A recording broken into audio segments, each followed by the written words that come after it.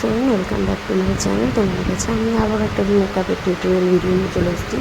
তো আজকে আমি একটা ওয়ান পিস পরেছি। তো ওয়ান পিসটার সাথে আমি কীভাবে কী লুক দেবো, কোন কোন প্রোডাক্ট ইউজ করছি তোমাদেরকে পুরো আমি দেখিয়ে দিলাম। আজকে আমি বেশিরভাগটা আমি রিকর্ডের প্রোডাক্ট আমি ইউজ করছি। দেখো, আমি ফার্স্টে ক্লিন করে নিই রিকর্ডের ম্যাট ফেস সেটিং স্প্রেটা ইউজ করে নিয়েছি, যেহেতু প্রচণ্ড গরম।